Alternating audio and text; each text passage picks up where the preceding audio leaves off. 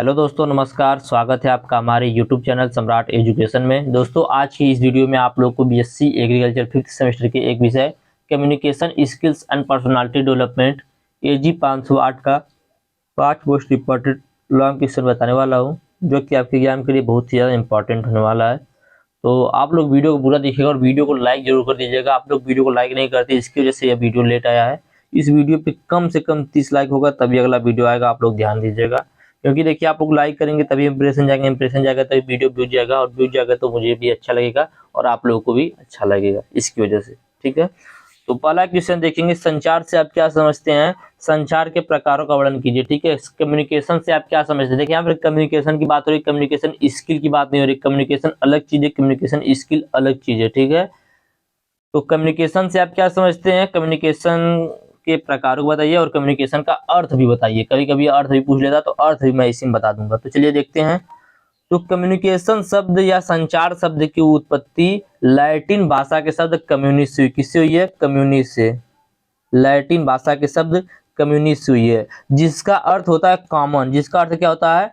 Common, मतलब समान। ठीक है, कहने का मतलब यह है कि जो संचार शब्द है, कम्युनिकेशन शब्द, इसकी उत्पत्ति लैटिन भाषा के शब्द कम्युनिस से हुई है, जिसका अर्थ होता है कॉमन या समान। जो यह बताता है कि हम आपस में जब कभी एक दूसरे से बात करते हैं, किसी से बात करते हैं, संचार करते हैं, तो हमारा जो ध्यान होता है वह और व्यवहार होता है वह समान होना चाहिए। ऐसा न कि कभी जैसे कोई बात बोल रहे हैं किसी के साथ, जैसे मान लिया आपका इंटरव्यू हो तो आप नर्वस होगा, ऐसा नहीं होना चाहिए। तो यही हमारा कम्युनिकेशन बोलता है। ठीक है, फिर समझिएगा, कम्युनिकेशन शब्द की उत्पत्ति लैटिन भाषा के शब्द कम्युनिस से हुई है, जिसका अर्थ होता है सामान्य। इसको अंग्रेजी में कॉमन बोला जाता है, जो प्रदर्शित करता है कि जब हम आपस में एक दूसरे से बात करते हैं या बात करने की कोशिश करते हैं तो हमें यह ध्यान रखना होता है कि हमारा व्यवहार सामान्य रहे। ठीक है, आप किसी से बात करने की कोशिश करने जाते हैं तो यह ध्यान देना चाहिए कि आपका जो व्यवहार है वह सामान्य रहे। आगे देखते हैं। संचार वह प्रक्रिया है जिसके द्वारा दो या दो से अधिक व्यक्ति संदेशों एवं सूचनाओं के आदान प्रदान के साथ साथ विश्वास एवं आपसी समझ इत्यादि का आदान प्रदान करते हैं। ठीक है, संचार वह प्रक्रिया है जिसके द्वारा दो या दो से अधिक व्यक्ति संदेशों एवं सूचनाओं के आदान प्रदान के साथ साथ उससे संबंधित अर्थों, भावनाओं, तथ्यों, मतों, कर्तव्य, विश्वास एवं आपसी समझ इत्यादि का आदान प्रदान करते हैं। मतलब जैसे आप किसी कम्युनिकेशन मतलब क्या होता है कि आप किसी व्यक्ति से कुछ बात कर रहे हैं। ठीक है, जब दो व्यक्ति आपस में मिलते हैं तो भी वहाँ पे कम्युनिकेशन होता है, तभी वहाँ पे संचार होता है। संचार का मतलब अपनी बात को उनके तक पहुँचाना, उनकी बात को अपने यहाँ तक पहुँचाना किसी माध्यम से। तो यह हो गया संचार। संचार में व्यक्ति अपने विश्वास को आदान प्रदान करता है, आपसी समझ को आदान प्रदान करता है, अपना जो मत होता है उसको भी आदान प्रदान करता है। आगे देखते हैं। संचार वह प्रक्रिया है जिसके द्वारा एक व्यक्ति अपने विचारों एवं भावनाओं को दूसरे व्यक्ति तक पहुंचाता है। संचार वह प्रक्रिया होता है जिसके माध्यम से, जिसके द्वारा एक व्यक्ति जो होता है अपने विचारों और भावनाओं को दूसरे व्यक्ति तक पहुंचाता है। ठीक है, आप किसी से बात करेंगे, वह अपने विचार को आपके सामने प्रस्तुत करेगा और वह आपसे बात करेगा तो अपने विचार को आपके सामने प्रस्तुत करेगा। तो यही बोलता है संचार, कि संचार वह प्रक्रिया है जिसके द्वारा एक व्यक्ति अपने विचारों एवं भावनाओं को दूसरे व्यक्ति तक पहुंचाता है। यह वीडियो 3 बजे बन रहा है, इसकी वजह से थोड़ा थोड़ा नींद भी आ रहा है। आगे देखते हैं। संचार दो या दो व्यक्तियों के मध्य तथ्यों, विचारों, सम्मतियों अथवा भावनाओं का विनिमय है। ठीक है, संचार जो होता है दो या दो से अधिक व्यक्तियों के मध्य तथ्यों, विचारों, सम्मतियों अथवा भावनाओं का विनिमय है। संचार को मुख्य रूप से दो भागों में बांटा के देखिए। इसका पूछेगा, किसी के आधार पर पूछ सकता है, आप लोग परेशान नहीं होना है। ज्यादा से ज्यादा 95% जो पूछता है टाइप वर्बल और नॉन वर्बल कम्युनिकेशन को ही पूछता है। इसको अलग से भी पूछ सकता है। ठीक है, अलग से भी पूछ सकता है, इसको ध्यान दीजिएगा। बोलेगा कि वर्बल कम्युनिकेशन क्या होता है, वर्बल कम्युनिकेशन के महत्वपूर्ण घटक बताइए, लाभ बताइए, तो सब कुछ देखेंगे हम लोग। तो अभी हम लोग इसका अंतर भी देखेंगे, वर्बल और नॉन वर्बल कम्युनिकेशन में अंतर तो सब कुछ देखेंगे। तो सबसे पहले देख लेते हैं, संचार को मुख्य रूप से दो भागों में बांटा गया। वर्बल कम्युनिकेशन जिसको बोलते हैं मौखिक संचार, नॉन वर्बल कम्युनिकेशन जिसको बोलते हैं गैर मौखिक संचार। तो देखते हैं सभी के बारे में।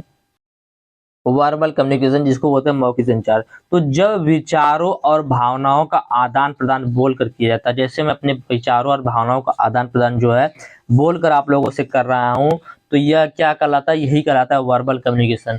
मेरा जो विचार है, मेरी जो भावना है पढ़ाने की, मैं आप लोगों के सामने क्या कर रहा हूँ, उसको मौखिक रूप से बोल रहा हूँ, तो यह क्या हो गया, यह हो गया वर्बल कम्युनिकेशन। इसमें आमने सामने बातचीत शामिल हो सकता है, वीडियो कॉल आदि जो प्रोसेस होती है, वीडियो कॉन्फ्रेंसिंग, ये सब शामिल हो सकती है। तो यह हो गया वर्बल कम्युनिकेशन।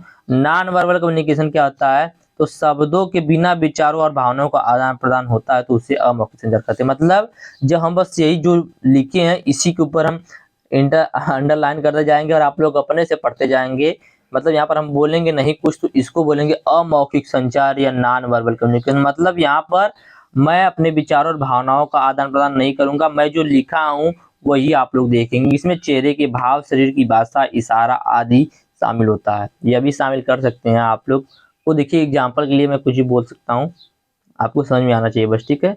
तो वर्बल और नॉन वर्बल कम्युनिकेशन क्या हो गया, वर्बल कम्युनिकेशन में हम अपने विचारों और भावनाओं को मौखिक रूप से दूसरे के सामने प्रस्तुत करते हैं, और नॉन वर्बल कम्युनिकेशन में हम अपने चेहरे के भाव, शरीर की भाषा, इशारा आदि के माध्यम से अपने भावनाओं और विचारों को प्रस्तुत करते हैं। दोनों में अंतर देखेंगे, वर्बल और नॉन वर्बल कम्युनिकेशन में अंतर बहुत इंपॉर्टेंट है, याद रखिएगा, पूछता है एग्जाम में। तो वर्बल कम्युनिकेशन में शब्दों का सीधा उपयोग करते हैं ताकि हम अपने विचारों एवं भावनाओं को साझा कर सके, ठीक है। वर्बल कम्युनिकेशन में शब्दों का सीधा उपयोग किया जाता है ताकि हम अपने विचारों एवं भावनाओं को साझा कर सके, और नॉन वर्बल कम्युनिकेशन में शब्दों का प्रयोग नहीं करते हैं, बल्कि इसमें चेहरे के भाव, शरीर की भाषा, हस्तक्षेप आदि से सही अर्थ को निकालते हैं। वर्बल कम्युनिकेशन में शब्दों का सीधा अर्थ होता है, जैसे मैं जो बोल रहा हूँ आप लोग शब्दों का सीधा अर्थ समझ में आ रहा है, ठीक है, और व्यक्ति के सही विचारों को समझने में मदद मिलती है। अभी मैं आप लोगों को इशारा से बताऊं तो आप लोग कंफ्यूज हो सकते हैं कि क्या बोल रहे हैं, किसके बारे में बोल रहे हैं, ठीक है। तो इसका मतलब यही कि जो वर्बल कम्युनिकेशन होता है इसमें शब्दों का सीधा अर्थ होता है और व्यक्ति को सही विचारों को समझने में मदद मिलता है।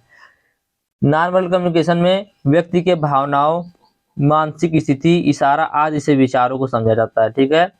नॉन वर्बल कम्युनिकेशन में व्यक्ति के भावनाओं, मानसिक स्थिति, इशारा आदि से विचारों को समझा जाता है। आगे देखते हैं, इसमें लिखित रूप में ईमेल, पत्र या उच्चारित रूप से बोली जाने वाली भाषा भी शामिल हो सकती है, ठीक है। जो वर्बल कम्युनिकेशन होता है इसमें लिखित रूप में ईमेल, पत्र हो सकता है, उच्चारित रूप में बोली जाने वाली भाषा भी हो सकती है। और जो नॉन वर्बल कम्युनिकेशन होता है इसमें चेहरे की मुस्कान, आंखों की चमक, हाथों की गतिविधि, शरीर की भाषा आदि के रूप में हो सकता है। तो यह आप लोगों का पहला क्वेश्चन था जो कि मैंने बताया कि कम्युनिकेशन क्या होता है, कम्युनिकेशन का अर्थ बताइए, कम्युनिकेशन की परिभाषा बताइए, कम्युनिकेशन कितने प्रकार का होता है, वर्बल और नॉन वर्बल कम्युनिकेशन में अंतर बताइए, जो कि पूरा कंप्लीट हो चुका है। वीडियो काफी लंबा हो सकता है, आप लोग वीडियो को पूरा जरूर देखिएगा। अगला क्वेश्चन है, मौखिक प्रस्तुति से आप क्या समझते हैं, एक प्रभावी मौखिक की प्रस्तुति के लिए मार्गदर्शक सिद्धांत क्या है, ठीक है। बोला है ओरल प्रेजेंटेशन स्किल क्या होता है, ठीक है।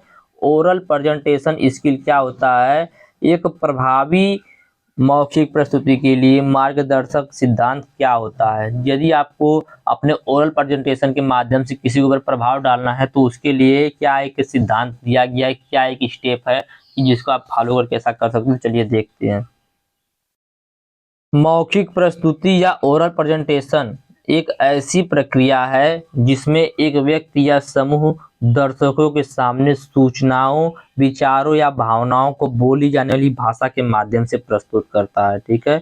ध्यान से समझिएगा। आप बोल सकते हैं कि मौखिक प्रस्तुति एक क्या है, एक स्किल है, ठीक है, एक कम्युनिकेशन स्किल है, एक कौशल है जिसमें एक व्यक्ति या समूह, ठीक है, एक व्यक्ति जो होता है समूह या दर्शकों के सामने सूचनाओं, विचारों या भावनाओं को बोली जाने वाली भाषा के माध्यम से प्रस्तुत करता है, ठीक है। तो उसको क्या बोलते हैं, उसी को बोलते हैं ओरल प्रेजेंटेशन स्किल। यह शिक्षा, व्यवसाय और सामाजिक जीवन सहित विभिन्न क्षेत्रों में एक महत्वपूर्ण कौशल है, ठीक है। यह जो ओरल प्रेजेंटेशन स्किल होता है यह शिक्षा के क्षेत्र में, व्यवसाय के क्षेत्र में, सामाजिक जीवन के सहित, राजनीति के सहित विभिन्न क्षेत्रों में महत्वपूर्ण कौशल है। मौखिक प्रस्तुति के लिए कुछ महत्वपूर्ण मुख्य तत्व दिए गए हैं, या इसको बोल सकते हैं कि मार्गदर्शक सिद्धांत इसको बोल सकते हैं। तो चलिए देखते हैं मौखिक प्रस्तुति के लिए प्रमुख तत्व। तो सबसे पहले हमें यदि कहीं पर ओरल प्रेजेंटेशन करना है, मौखिक प्रस्तुति करना है, सबसे पहले हमें उसके लिए प्लानिंग करना चाहिए। प्लानिंग में क्या करना चाहिए, हमें किस टॉपिक पे बोलना है, ठीक है। जैसे आप कहीं पर जा रहे हैं, आपको कहीं पर भाषण देना है, जैसे कल अम्बेडकर जयंती थी, ठीक है, आपको वहां पर जाना था, वहां पर आपको भाषण देना था, वहां पे आपको बताना था उनके बारे में। तो उनके बारे में आप क्या करेंगे, सबसे पहले प्लान करेंगे कि क्या हमें बोलना है, कैसे बोलना है, ठीक है। तो यह हो गया प्रस्तुति का विषय जो होगा वह दर्शकों और प्रस्तुतकर्ता के लक्ष्यों के लिए प्रासंगिक होना चाहिए। वहां पर जो लोग आएंगे वो आप लोग को वह आपको आएंगे अंबेडकर जी के बारे में सुनने के लिए, ठीक है। इसलिए आपका जो टॉपिक होना चाहिए वहाँ के जो दर्शक हैं उनके लिए प्रासंगिक होना चाहिए। उसके बाद क्या करेंगे, आप एक टॉपिक तो उठा लेंगे, उसके बाद उसका प्रिपरेशन करेंगे, उसके बारे में अध्ययन करेंगे। प्रस्तुतकर्ता जो है वो अपने विषय पर गहन समझ होनी चाहिए, जिसके लिए उसे विषय पर अध्ययन कर लेना चाहिए। जैसे आप जा रहे हैं भाषण देने, वहां पर आपसे कोई भी उनके बारे में कुछ पूछ सकता है, तो आपको उनके बारे में पूरी जानकारी होनी चाहिए, ठीक है, गहन अध्ययन कर लेना चाहिए। उसके बाद स्ट्रक्चर तैयार करना चाहिए कि कैसे आपको क्या बोलना है, कहाँ से शुरू करना है और कहाँ से खत्म करना है, बीच में क्या बोलना है, कहाँ कहाँ पर आपको एक एक शायरी बोलकर भी मतलब लोगों का उत्साह बढ़ाना, यह सब कुछ आपको एक स्ट्रक्चर के माध्यम से तैयार करना पड़ेगा, ठीक है। तो प्रस्तुति में एक स्पष्ट शुरुआत करनी चाहिए, मध्य और अंत होना चाहिए, यह तार्किक क्रम में होनी चाहिए। जो भी आप बातें करें वह तार्किक क्रम में होनी चाहिए। आगे प्रैक्टिस, तो अपनी प्रस्तुति का अध्ययन करना चाहिए। अपनी प्रस्तुति करने से कुछ टाइम पहले आपको कई बार अध्ययन करना चाहिए। उसके बाद अगला स्टेप होता है डिलीवरी का। पहले हम लोग क्या करते हैं, प्लानिंग करते हैं, उसका डिलीवरी करते हैं, मतलब अपनी बातों को दूसरे तक पहुंचाते हैं। तो प्रस्तुतकर्ता को आत्मविश्वासी और उत्साही होना चाहिए। जो प्रस्तुत करने वाला है, जो प्रस्तुत करता है, प्रेजेंटेशन करने वाला है, उसको अपने अंदर उत्साह होना चाहिए, विश्वास होना चाहिए कि हाँ मैं यह कर सकता हूँ। आवाज का स्वर स्पष्ट, ऊंचा और विविध होना चाहिए। जो आप बोल रहे हैं मंच से, उसका आवाज जो होना चाहिए ऊंचा होना चाहिए, सबको समझ में आने वाला होना चाहिए और स्पष्ट होना चाहिए। प्रस्तुतकर्ता को दर्शकों के साथ आंख से संपर्क बनाए रहना चाहिए। ऐसा ना कि आप बोल रहे हैं कुछ और आप नर्वस हुए हैं और आप नीचे देख रहे हैं, ऐसा नहीं है। आपको अपने आंख से संपर्क बनाए रखना चाहिए दर्शकों से। अगला है, प्रस्तुतकर्ता को दर्शकों के प्रश्नों का उत्तर देने के लिए तैयार रहना चाहिए। जो प्रस्तुत करता है उसको दर्शकों के प्रश्नों का उत्तर देने के लिए भी तैयार रहना चाहिए। आगे देखते हैं कंक्लूजन, ठीक है। तो सबसे पहले क्या कहें, आप जब भाषण दे रहे हैं, आप अपना प्रेजेंटेशन कर लिए, उसके बाद लोगों से फीडबैक लें, प्रतिक्रिया लें कि मैंने कैसे बोला। उसके बाद अपनी ताकत व कमजोरी का मूल्यांकन करें, मतलब आपने कहाँ पर क्या गलत बोल दिया, क्या सही बोला और कहाँ पर कमी है, उसको देखें और उसको आप मूल्यांकन करें। उसके बाद प्रस्तुतकर्ता जो अपनी भविष्य की प्रस्तुतियों के लिए आप भविष्य में कहीं पर प्रेजेंटेशन कर रहे हैं, तो उसके लिए अपने प्रदर्शन में सुधार करने के लिए प्रतिक्रिया का उपयोग करें। तो यह था आप लोगों का दूसरा क्वेश्चन। उम्मीद करते हैं दोनों क्वेश्चन अच्छे समझ में आया होगा। आगे देखते हैं तीसरे क्वेश्चन को। तीसरा क्वेश्चन है, नोट टेकिंग क्या है। नोट लेते समय ध्यान देने योग्य बिंदु लिखिए तथा नोट टेकिंग का तरीका भी लिखिए और इसका लाभ भी बताइए, ठीक है। इतना सब है इसी क्वेश्चन एक ही में, कोई दिक्कत नहीं है, बहुत ही अच्छा क्वेश्चन है। चलिए देखते हैं।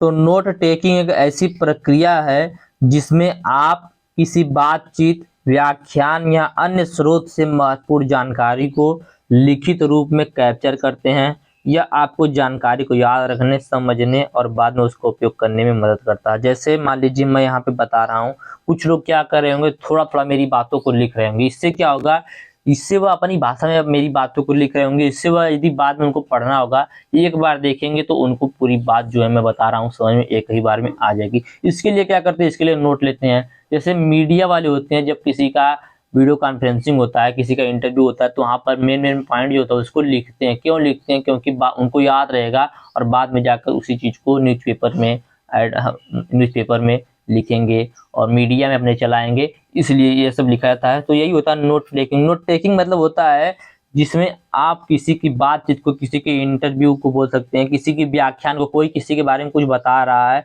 या अन्य स्रोत से कोई जानकारी आप लोगों को प्राप्त हुई है, उसको लिखित रूप में कैप्चर करेंगे। यह आपको जानकारी को याद रखने में, समझने में, उसका बाद में उपयोग करने में मदद करेगा। जैसे कान मान लीजिए नरेंद्र मोदी जी ने अम्बेडकर जी की जयंती मनाई, ठीक है, उसमें उन्होंने क्या बोला, इनके बारे में कुछ मुख्य बातें बोली, उन बातों को नोट किया जाएगा, उन्हीं बातों को बताया जाएगा लोगों को, ठीक है। तो यह हो गया नोट टेकिंग। या बोल सकते हैं विभिन्न जगहों से, विभिन्न माध्यमों के द्वारा जानकारियों को एकत्रित करना तथा उसको व्यवस्थित रूप से लिखने की प्रक्रिया को ही नोट टेकिंग कहा जाता है, ठीक है। विभिन्न जगहों से विभिन्न माध्यमों के द्वारा जानकारियों को एकत्रित करना तथा उसको व्यवस्थित रूप से लिखने की प्रक्रिया को ही नोट टेकिंग कहा जाता है। सूचनाओं के विभिन्न माध्यमों के द्वारा, जैसे सुनने के द्वारा, पढ़ने के द्वारा, मौखिक चर्चा के द्वारा, सभा, कॉन्फ्रेंस, व्याख्यान आदि से नोट को लिया जाता है। नोट लेने के लिए कुछ महत्वपूर्ण बिंदु दिए गए, उसको भी देखेंगे। यदि आपको नोट लेना है तो उस समय क्या आपको ध्यान देने योग्य महत्वपूर्ण बिंदु हैं, उसके बारे में देखिए। तो सक्रिय रूप से सुने, ठीक है। जैसे मान लीजिए आपके सामने जो वक्ता है, जो बोल रहा है, वह जो बोल रहा है उस पर आपका ध्यान रहे और सक्रिय रूप से सुनते रहें कि वह क्या बोल रहा है, ठीक है। तो स्पीकर पर ध्यान दें और उनके मुख्य बिंदुओं को समझने की कोशिश करें। अगला है महत्वपूर्ण जानकारी को हाईलाइट करें। उसमें उन्होंने जो महत्वपूर्ण जानकारी बताई है उसको हाईलाइट करें, ठीक है। मुख्य विचारों, तथ्यों और अवधारणाओं को लिखें। उन्होंने जो उसमें मुख्य बातें बताई हैं उसको हाईलाइट करें। अपने शब्दों का प्रयोग करें, ठीक है। यह वह जो बोल रहे हैं उसको लिखने के लिए आप अपने शब्दों का प्रयोग करें और अपने शब्दों में संक्षेप में लिखें, न कि शब्द से मतलब जैसा वो बोल रहे हैं वैसा मत लिखें, अपने शब्दों में लिखें। अपने शब्दों में लिखेंगे छोटा सा लिख पाएंगे और अच्छे से समझने वाला भी लिख पाएंगे। अगला है संक्षिप्त और अस्पष्ट लिखें। आप जो भी नोट लिख रहे हैं वह संक्षिप्त होना चाहिए और अस्पष्ट होना चाहिए, और संक्षिप्त रूप से प्रतीकों का उपयोग करना चाहिए, लेकिन अस्पष्टता बनाए रखनी चाहिए, ठीक है। इसमें विभिन्न प्रकार के प्रतीक भी होते हैं, जैसे हैज हो गया, स्टार हो गया, ठीक है। स्टार हो गया, हैज हो गया, प्लस हो गया, एंगल हो गया, सर्कल हो गया। इस प्रकार के विभिन्न प्रकार के चित्र को या इस विभिन्न प्रकार के प्रतीकों का भी उपयोग करना चाहिए। अपनी प्रणाली विकसित करें, ठीक है। तो एक ऐसी प्रणाली को खोजें जो आपके लिए काम करे और उसका लगातार उपयोग करें, ठीक है। अपन ऐसी प्रणाली को खोजना चाहिए जो कि आपके लिए काम करे और उसका लगातार उपयोग करे और नियमित रूप से समीक्षा करे। तो अपने नोट्स को नियमित रूप से देखे और उनमें कुछ न कुछ सुधार करे। नोट में दिनांक और पेज नंबर जरूर लिखें, ठीक है। नोट जो है उसमें दिनांक और पेज नंबर जरूर लिखें, इससे आपको बाद में बहुत ही सहायता मिलेगा। चलिए चलते हैं आगे। प्रश्न था पूरा, नोट टेकिंग क्या है। नोट लेते समय ध्यान देने योग्य महत्वपूर्ण बिंदु या सावधानियां लिखिए तथा नोट टेकिंग का तरीका भी लिखिए। तो नोट टेकिंग का तरीका देखेंगे तो नोट टेकिंग के विभिन्न तरीके, इसमें पहला है कॉर्नेल मेथड, ठीक है। कॉर्नेल मेथड जिसको बोलते हैं, सॉरी, जिसको दो भागों में बांटा गया, ठीक है। जिसको दो भागों में बांटा गया, एक होता है बाएं कॉलम और एक होता है दाएं कॉलम।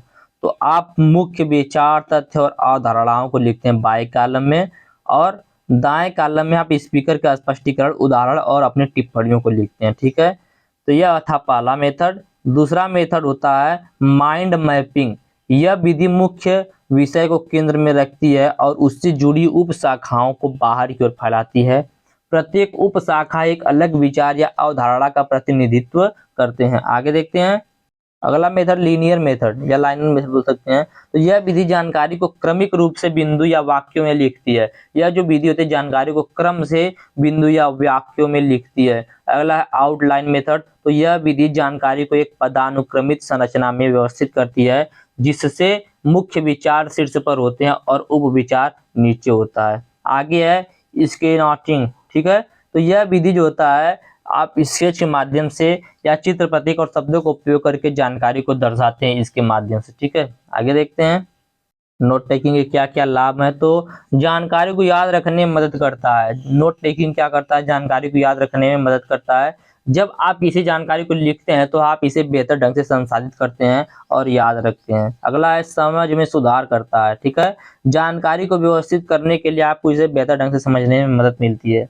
महत्वपूर्ण जानकारी को उजागर करता है। नोट लेने से आपको मुख्य विचारों और तथ्यों पर ध्यान केंद्रित करने में मदद मिलती है। आगे है रचनात्मकता को बढ़ावा देता है। तो कुछ नोट टेकिंग विधियां जैसे कि स्केच नोटिंग आपकी रचनात्मकता को बढ़ावा दे सकती हैं और समय भी बचाता है। तो अच्छे नोट्स आपको बाद में जानकारी खोजने और उसको उपयोग करने में समय को भी बचाते हैं।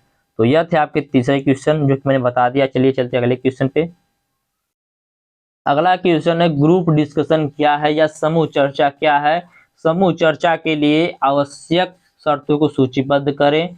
समूह चर्चा के लिए क्या करें क्या न करें इसकी सटीक चर्चा कीजिए। चलिए देखते हैं सबसे पहले ग्रुप डिस्कशन क्या होता है, जिसको शॉर्ट में बोलते हैं जीडी। याद रखिएगा ग्रुप डिस्कशन को शॉर्ट में जीडी बोला जाता है। तो ग्रुप डिस्कशन क्या होता है, तो चलिए देख लेते हैं सबसे पहले ग्रुप डिस्कशन क्या होता है, ठीक है। तो ग्रुप डिस्कशन एक प्रकार का मूल्यांकन है जो उम्मीदवारों की संचार, टीम वर्क, समस्या समाधान, विश्लेषणात्मक सोच और नेतृत्व कौशल का आकलन करने के लिए उपयोग किया जाता है। यह प्रवेश परीक्षाओं, नौकरी के इंटरव्यू और अन्य चयन प्रक्रियाओं का हिस्सा हो सकता है। ग्रुप डिस्कशन जो होता है, यह प्रवेश परीक्षा, नौकरी के लिए इंटरव्यू और अन्य चयन प्रक्रियाओं का हिस्सा हो सकता है। नहीं समझ में आया कोई बात नहीं, दूसरा सुनिएगा। या बोल सकते हैं आप लोग 8-10 लोगों का ऐसा समूह जिसमें कोई भी लीडर नहीं होता है। जैसे ग्रुप डिस्कशन कैसे होता है, कुछ लोग आपस में मिलकर किसी एक टॉपिक के बारे में, मुख्य टॉपिक के बारे में बात करेंगे, उसको बोलते हैं ग्रुप डिस्कशन। इसमें कोई मुख्य आदमी नहीं होता कि हाँ आप ही बताएंगे इसके बारे में, सब लोग आपस में मिलकर उसके बारे में जानकारी एकत्रित करते हैं, फिर उसके बारे में बताते हैं ग्रुप में, उसको बोलते हैं ग्रुप डिस्कशन। तो 8-10 लोगों का ऐसा समूह जिसमें कोई भी लीडर नहीं होता है, इसके सभी सदस्य विशेष परिस्थितियों में किसी विषय पर दिए गए समय में अपने आकलन और विचार को प्रस्तुत करते हैं, उसको बोलते हैं ग्रुप डिस्कशन। तो ग्रुप डिस्कशन में भाग लेने वाले सदस्यों की संख्या और इसके लिए निर्धारित समय परिस्थिति के अनुसार बदलते हुए रहते हैं। मतलब आपको कोई टॉपिक दे दिया जाएगा, आप उस पर क्या करेंगे, अध्ययन करेंगे ग्रुप के साथ मिलकर, तो उसको बोलते हैं ग्रुप डिस्कशन। आगे देखते हैं, ग्रुप डिस्कशन के लिए आवश्यक शर्तों को सूचीबद्ध करना है। तो ग्रुप डिस्कशन के लिए आवश्यक शर्तें, तो सबसे पहले विषय की जानकारी। तो जीडी मतलब ग्रुप डिस्कशन में भाग लेने से पहले यह महत्वपूर्ण है कि आप चर्चा किए जाने वाले विषय की अच्छी समझ रखें। ठीक है, आप ऐसा नहीं कि आपको बोल दिया जाए जिस चीज पर चर्चा के लिए उस चीज के बारे में कुछ जानकारी नहीं है। आपको ग्रुप डिस्कशन के लिए जो टॉपिक दिया जाएगा उसके बारे में कुछ ना कुछ जानकारी होनी चाहिए अच्छी खासी। अगला है संचार कौशल। तो प्रभावी ढंग से संवाद करने में सक्षम होना महत्वपूर्ण है, जिसमें स्पष्ट रूप से बोलना, सक्रिय रूप से सुनना और दूसरे के विचारों का सम्मान करना शामिल है। ऐसा नहीं कि सिर्फ आप अपने ही बात को जोते जा रहे हैं कि ऐसा होता है और कोई बोल रहा था आप नहीं सुन रहे, मतलब उसकी बात को सुनना है और उसका भी सम्मान करना है। अगला टीम वर्क। तो ग्रुप डिस्कशन एक टीम का प्रयास है, इसलिए दूसरे के साथ सहयोग करने और एक आम लक्ष्य को प्राप्त करने के लिए मिलकर काम करने में सक्षम होना महत्वपूर्ण है। अगला है समस्या समाधान कौशल। तो जटिल मुद्दों का विश्लेषण करने और रचनात्मक समाधानों के साथ आने में सक्षम होना महत्वपूर्ण है। आगे देखते हैं इसी में ग्रुप डिस्कशन के लिए क्या करना चाहिए और क्या न करना चाहिए। तो ग्रुप डिस्कशन के लिए क्या करना चाहिए, सबसे पहले समय का प्रबंधन करें। तो ग्रुप डिस्कशन में समय की सीमा होती है, इसलिए यह महत्वपूर्ण होता है कि आप अपना समय प्रभावी ढंग से प्रबंधित करें। ऐसा ना कि आपको बुलाया जा रहा है 10 बजे और आप जाएंगे वहां पर 11 बजे। मतलब आपको जो टाइम दिया जाएगा किसी टॉपिक के बारे में डिस्कशन करने के लिए, आप उस समय के अंदर ही उसको बारे में जानकारी एकत्रित कर लें। समय का मतलब प्रबंधन करें।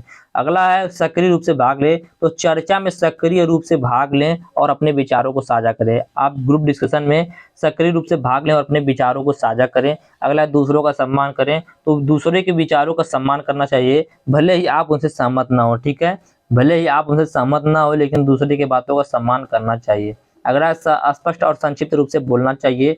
तो स्पष्ट और संक्षिप्त रूप से बोले ताकि हर कोई आपको समझ सके। हमेशा सकारात्मक रहें और उत्साह दिखाएं। ठीक है, सकारात्मक रहें और उत्साह दिखाएं। यह था ग्रुप डिस्कशन के लिए क्या करें। अब क्या न करें उसको भी देख लीजिए। तो बोलने में बाधा ना डालें।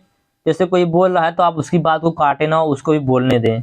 अप्रासंगिक बातें न करें, अप्रासंगिक बातें करें। ठीक है, चर्चा से अप्रासंगिक बातें न करें। नकारात्मक रहें। ठीक है, नकारात्मक या आक्रामक न बने। व्यक्तिगत हमले कर, दूसरों पर व्यक्तिगत हमले न करें। ठीक है, शांत रहें, मतलब चर्चा में भाग न लेने और शांत रहने से बचें।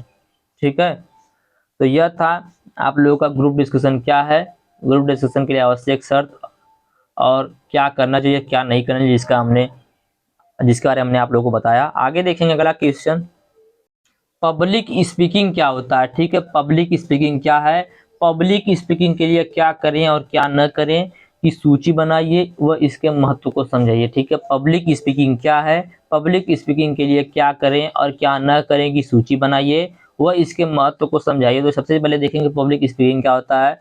तो पब्लिक स्पीकिंग सार्वजनिक भाषण या एक कला है। ठीक है, पब्लिक स्पीकिंग या सार्वजनिक भाषण एक कला है जिसमें संचार, आत्मविश्वास और प्रभावी ढंग से दर्शकों के सामने विचारों को व्यक्त करना शामिल होता है। ठीक है, पब्लिक स्पीकिंग क्या है, एक कला है जिसमें संचार, आत्मविश्वास और प्रभावी ढंग से दर्शकों के सामने विचारों को व्यक्त करना शामिल है।